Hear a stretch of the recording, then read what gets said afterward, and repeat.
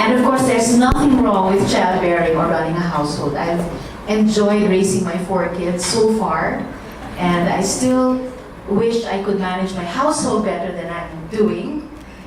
But there is so much more to the potential of being a human being than these 2 very important spheres of endeavor.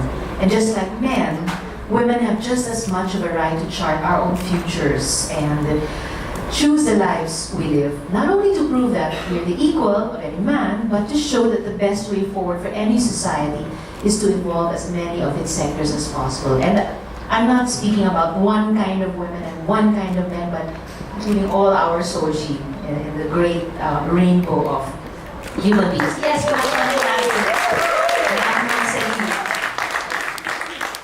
there are so many struggles that women go through. The right to better pay, the struggle for protection against sexual harassment, etc., etc., is anchored on the very basic idea of not being thought of as less capable simply because of our gender, or that being a woman is an inherent disadvantage. Alam niyo po, sabi ng Department of Education, there are 3.6 million out-of-school youth in the country, and 83% are the age of some of you, 16 to 24 years old.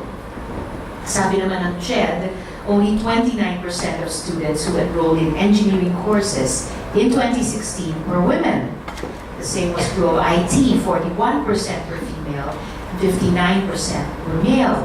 So it still seems like a real uphill battle for women in science and technology. And if it is, well, so what? I'd like to ask my young kabaro here, the young women here, has anyone ever told you that you couldn't be something? Oh my God, in 2018, okay. Has anyone ever made you feel that you weren't good enough or na may mga pangarap ka na hindi importante?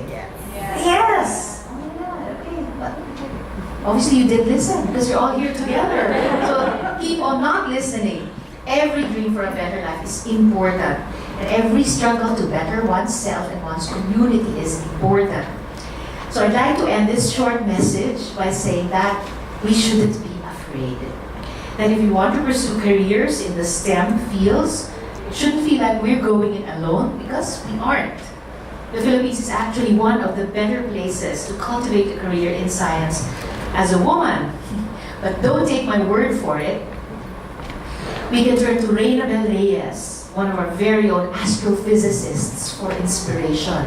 She has a PhD from Princeton. She finished her bachelor's degree right here in the country at the Ateneo. I'm a physicist myself, but Risa Hontiveros' work deals with Einstein's theory of relativity and the existence of dark energy, a force that is supposedly stronger than gravity. She currently teaches at the Ateneo, and this is what she had to say about coming back home, working here, and being a woman scientist in the Philippines when she was interviewed by Rappler in March 2012. She said, "I should say that here in the Philippines, we don't have quite the same problem that the US and the West have. For example, there's a strong stereotype of the white male scientist." Some of you might remember the outrage of women scientists online several months ago. In our society, we don't even have a public image of a Filipino scientist, much less a stereotype, except those apart from the West, which is also problematic. So a different kind of problem Risa was pointing out. So you see, with that different shape of a problem, the path ahead of us is a bright one.